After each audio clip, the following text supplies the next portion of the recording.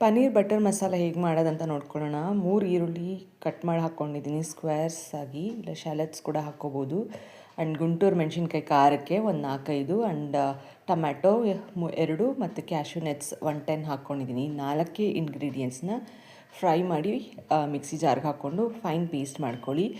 So ಇನ್ನೊಂದು side ಪ್ಯಾನ್ಗೆ oil ಮತ್ತು ಬಟರ್ ಹಾಕಿ 30 ಗ್ರಾಮ್ಸ್ ಅಷ್ಟು.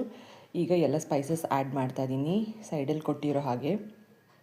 ಇದಾದಮೇಲೆ ಆನಿಯನ್ನ ಕಟ್ ಮಾಡಿ ಒಂದು ಆನಿಯನ್ನ ಹಾಕ್ಕೊಂಡು ಗ್ರೀನ್ ಚಿಲ್ಲಿ ಹಾಕ್ಕೊಂಡಿದ್ದೀನಿ. ಚೆನ್ನಾಗಿ ಸಾಟ್ ಮಾಡಿದ್ಮೇಲೆ ಈಗ ಕಲರ್ಗೆ ರೆಡ್ ಚಿಲ್ಲಿ ಪೌಡರ್ ಮತ್ತು ginger garlic paste, garam masala ಮತ್ತು ಕೊರಿಯಾಂಡರ್ ಪೌಡರ್ ಎಲ್ಲ 1 ಸ್ಪೂನ್ ಆರ್ 1:2 ರೇಷಿಯೋಸಲ್ಲಿ ಹಾಕ್ಕೋಬೋದು. So it serves 3 people. So ಈಗ ಮಿಕ್ಸ್ ಮಾಡ್ಕೊಂಡಿರೋದನ್ನು ಹಾಕ್ಕೊಳ್ತಾ ಇದ್ದೀನಿ ಪೇಸ್ಟನ್ನು.